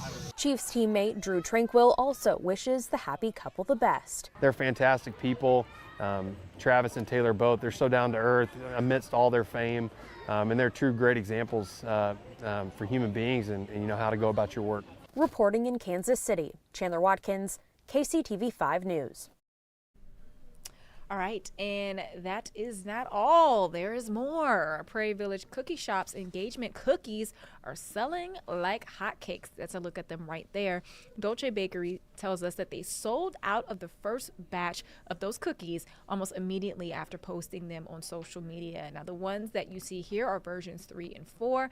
They've already sold 300 of them in about an hour, and they plan to make more in the days to come. So stay on top of it so you can get some. They look good. I love Dolce Bakery cookies. Alrighty, we are going to take a look at your weather forecast with our team of meteorologists. In Arizona, as a bolt of lightning streaks sideways across the sky. Look at this. This is in Peoria, a suburb of Phoenix. It's monsoon season in that part of the country, bringing thunderstorms with strong winds, heavy rain. Unclear if that lightning bolt caused any damage there. To Central Oregon, where the flat fire threatens nearly 4,000 homes. At least 4 families no longer have a house to come home to. The fire now burning out of control, scorching over 21,000 acres so far. An intense heat wave is part of the reason why firefighters are struggling to contain the flames there. And in Northern California, the picket fire is threatening wine country. More than 2,000 first responders are working on this fire, which is now moving into some tricky territory. We have dozers where they can go, and they can cut a nice 6, 8, 10 foot wide swath of containment line very, very quickly. But the fact is the dozers aren't even able to get to a lot of places.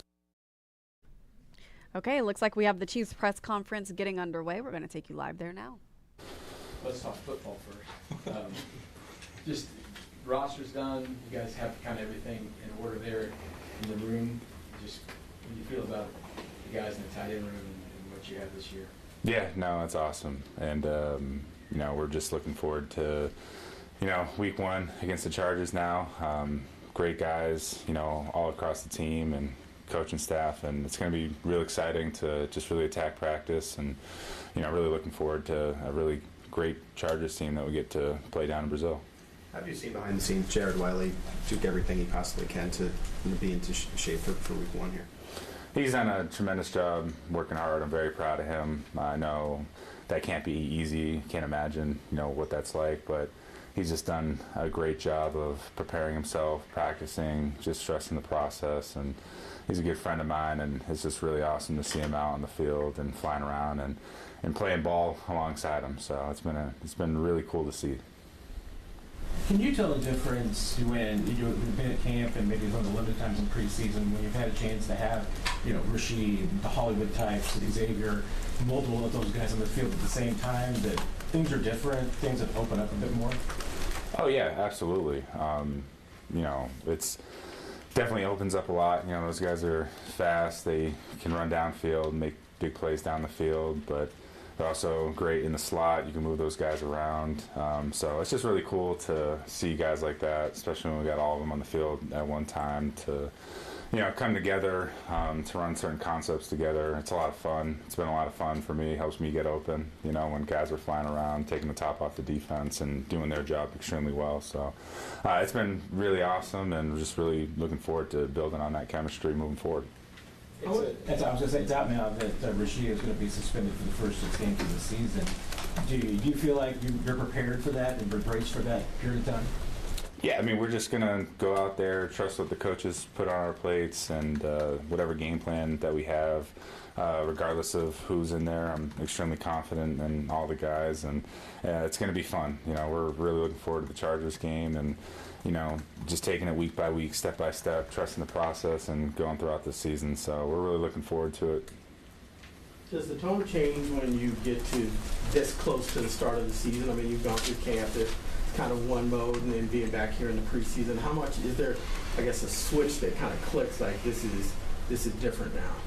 Yeah, I mean, it's definitely different. Regular season's different, but I think we're just going to try to build off of everything that we started back when we reported in the spring for OTAs, and just kind of keep building on that, keep trusting, you know, the coaches and their game plan, and trusting the guys that they're going to continue to keep pressing forward. You know, there's always room for improvement out of practice, and every week's going to present a new challenge, especially in the regular season, every single week. So we're, like I said, we're really looking forward to the challenge of playing the Chargers down in Brazil, and it's definitely going to be, you know, there's going to be hype around. I've never been to Brazil before. It's going to be a lot of fun. So, yeah, I mean, there's definitely going to be a little difference between the regular season and the preseason, but I truly think guys are just going to build on what we've started.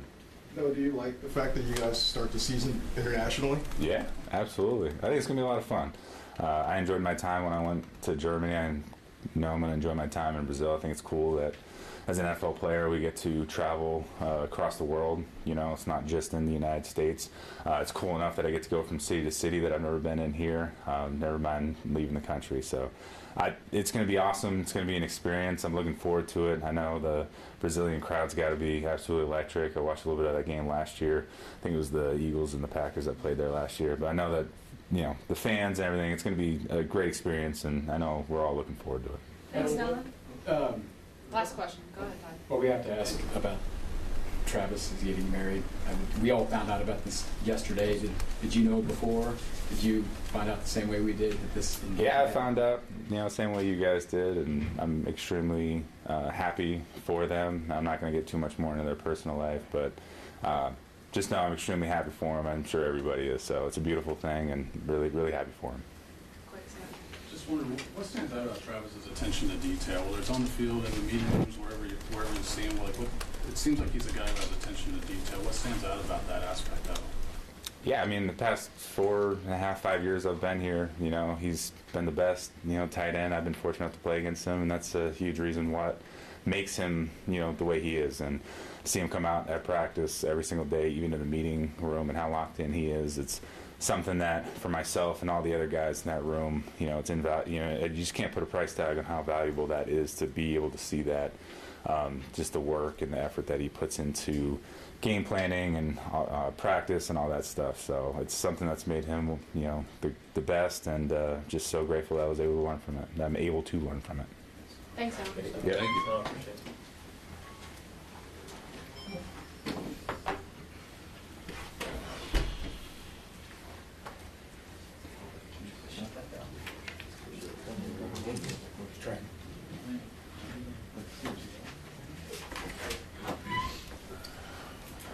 Hello.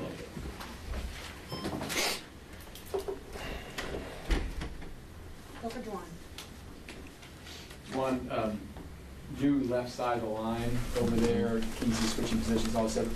How have you watched those guys just grow since you first saw Simmons come in, and what Kingsley's position changes? They've been doing a phenomenal job meshing well together, learning how to play together. I feel like it started from when Josh got here in the OTA process, and then all through training camp, taking those meaningful reps each day. They've been doing a phenomenal job over there, and they've been getting better each day. And Coach Heck and Coach Reed's been doing a phenomenal job with them too. With Kingsley specifically, I mean, he had some struggles last year and had to go through all that stuff. How have you kind of seen him grow off the field, the mental side of getting back out there after it? Football is definitely more mental than physical at times, so he's been doing a phenomenal job with that, and just asking questions in the room, just getting better in every way he can, and just being a sponge in the room. Yeah, I feel like he's been doing a great job with that, and especially just playing a new position that he's not used to. I feel like he's embraced it, and he's doing a great job. Midway through training camp, you discussed your knee ongoing, right? Just how are you feeling now, I guess, at this point in the regular season? I'm feeling better, man. Just taking it one day at a time, just in treatment every day, just getting it warm before I go out to practice, and just making sure I'm good to go before game day. Didn't play in Seattle, assuming that's just a little bit related to the turf and the rain to protect the neck, protect the knee. Yeah, I mean, I feel like all knee injuries, if you're on turf on those hard surfaces, is bad. In the long flight, just taking a 4-hour flight, that's a lot on your knee too. Because I know with me, I had like a draining every week last year, leading up to the game. So we're just trying to avoid that. That's all. How much of that plays into going to Brazil, Juwan? I mean, what's the plan for that type of trip, and understanding that, you know, the field last year wasn't, you know, probably the normal NFL standard. So what is the plan for you, given that that's a unique way for you to start the season? It's a long flight, so just making sure I'm just keeping on compression sleeves on the way there. Once I get there, we'll see if I have to get a drain, possibly not. But other than that, just, you know, get on the flight, just go play the game. Any concerns about the field? Have you guys been told as players what the conditions will be like, considering how sort of it was a mixed bag last year? I'm not too sure on the field, but I know Coach Reed always tells us anytime we get to the stadium, just go test our cleats out pregame. Just, you know, make sure you pack a good couple pair of cleats, just some options, so just in case the field is a little slick. Do you like the fact that you guys are starting internationally? I think it's pretty cool. Getting the opportunity to go play across the world is always fun, so I'm definitely looking forward to it. feel like the last outing as a whole, the offensive line played well. I guess how much do you feel like you can build off that heading into just the regular season, just considering, you know, there were questions about it? Just getting better on days like today, just a work day, just going out there as a unit and just taking every rep at a time, one play at a time, trying to get better as a unit, and you know, just going through meetings and stuff, learning what we can learn as just to get better as a unit, and just get better each and every day. The first team often said, Pat Patrick out there had 4 drives, 4 scores. What's the confidence level amongst this offense, particularly compared to your first 2 years, maybe at this exact same point when it's the season? Just guys that have been playing together now at this point. When I first got here, we had a couple guys that weren't here now. That's here now. I just feel like over the past couple of years, just learning to play together and just Coach Reed putting together great game plans and just guys just having fun and playing for one another. I feel like that's why we're having so much success. Juwan, with this being the first game for you guys, what type of mentality are you guys wanting to put on tape for other opponents to see in the future? We're just trying to be aggressive as we can. Just go out there and just play at our best and just have a great week of practice and prepare for a great team. Anybody else? Thanks, Juwan. Thank you. I appreciate it.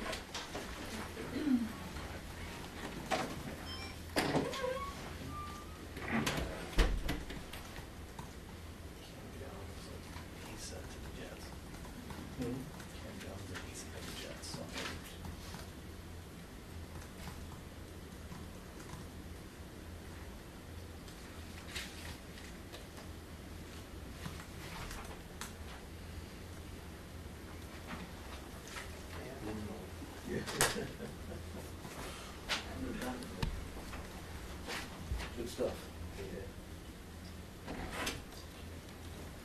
Just me. Don't get excited. Practice stuff for today. So Jack Cochran, Omar Norman Lott, and Jalen Royals will not practice today. Everybody else will go as again. So. Cochran Dean? Yes. Thank you. Yep.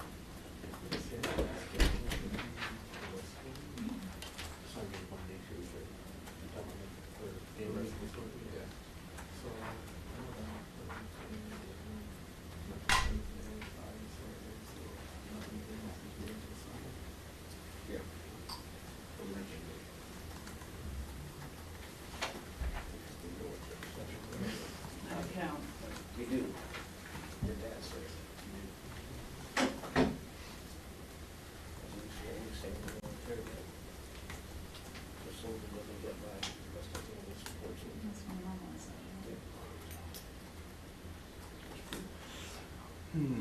We'll just include Jesse's version on there, remember?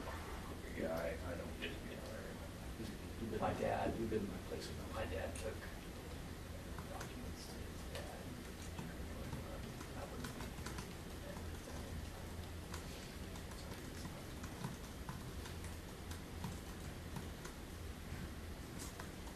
How many don't do that, do you? You just do, just with the one? Yeah, yeah. You just got it.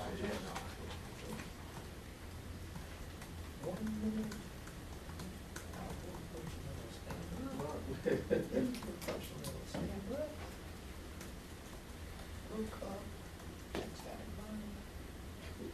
Sound off for a check.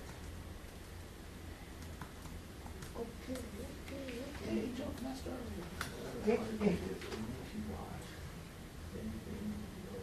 Oh yeah, with a critical eye.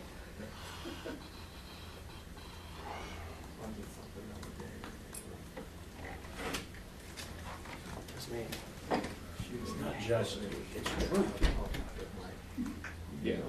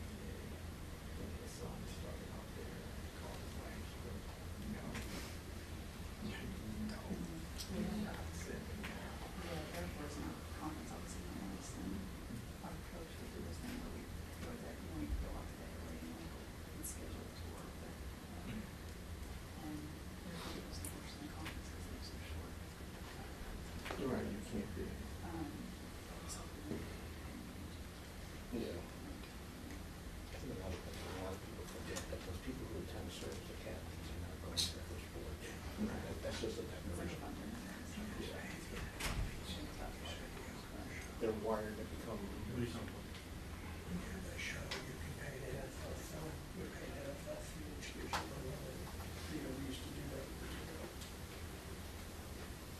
So we can run unlimited amount of video on a special. We can game video.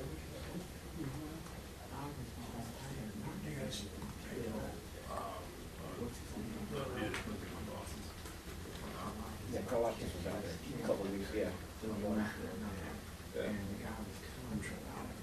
again. We're doing more stuff. Yep.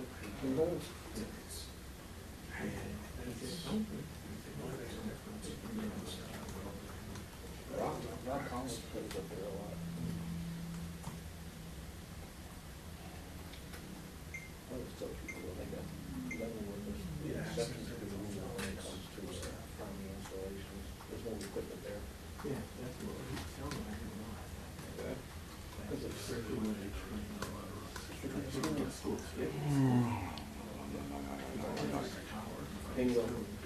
it's an adult college down there. I guess we have a survey process at the Hancock. You're gonna see that. All their stuff. Monday. FTPC, cyber just go on and go on.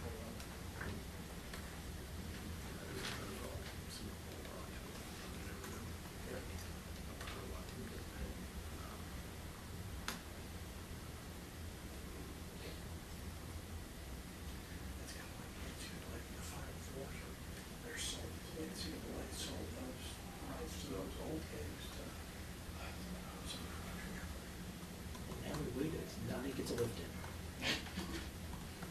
He's getting shown around the facility. He got lost. He got lost. Way to the workroom. Yeah. They're telling him about all the history of the Chiefs right now. Making him watch a TV show. Yeah. So is it like you have to watch the first episode of The Kingdom before you come? It's not a bad idea.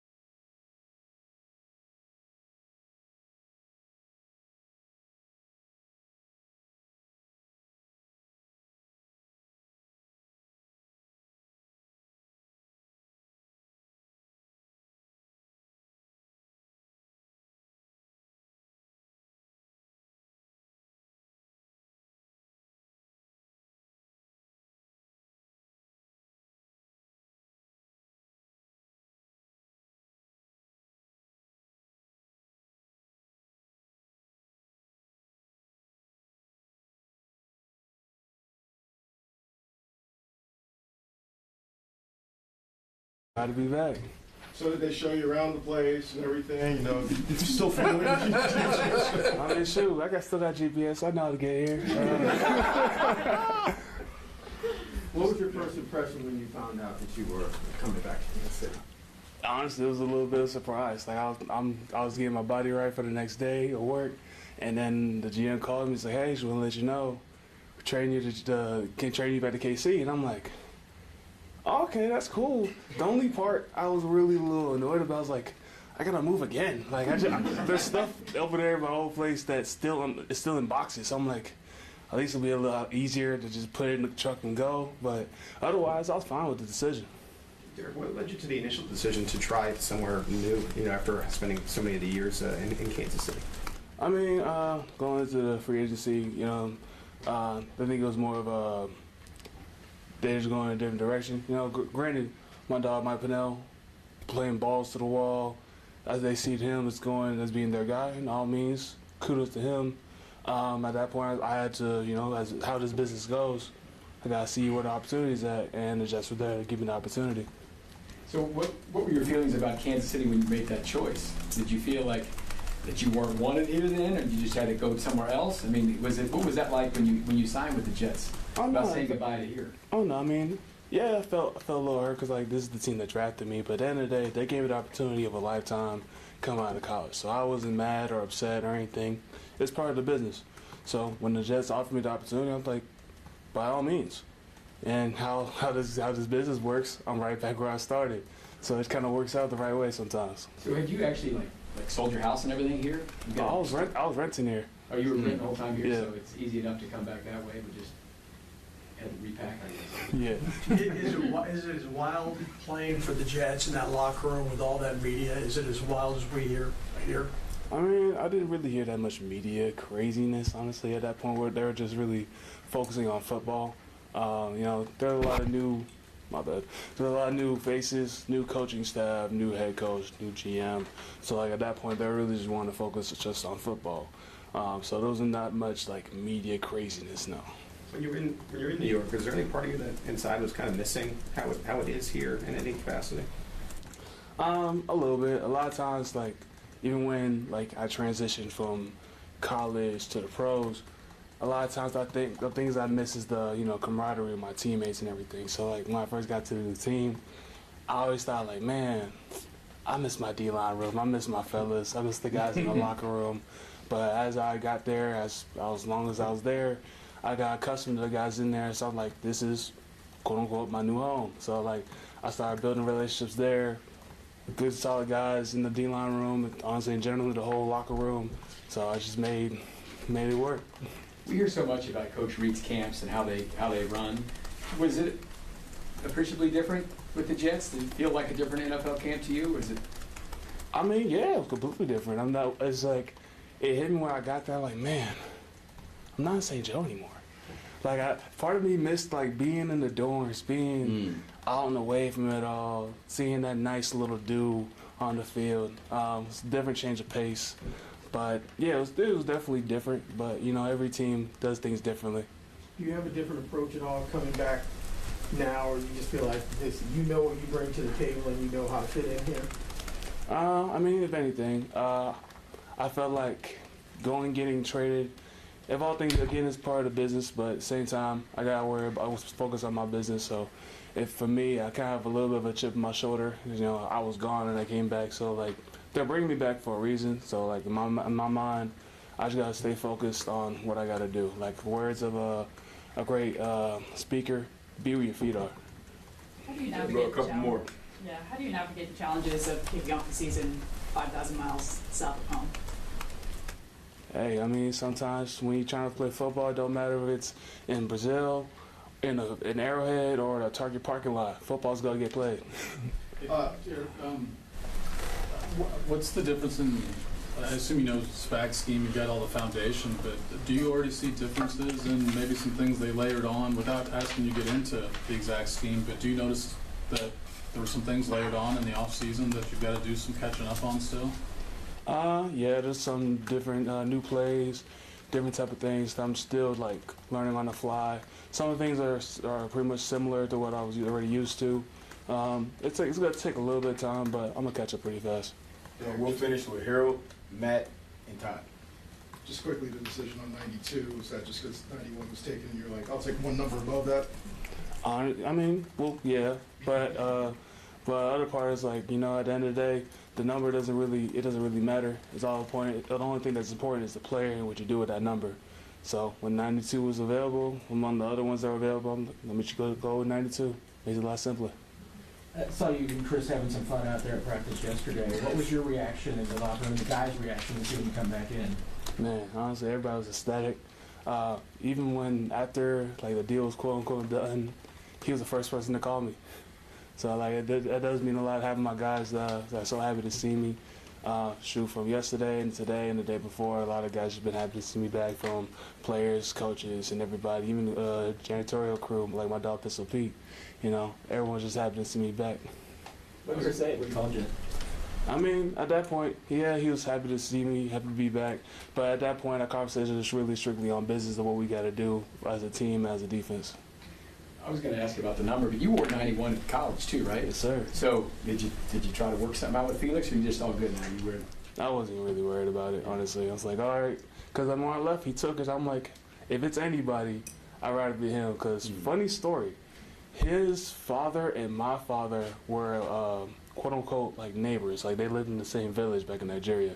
So I always call him my generational neighbor.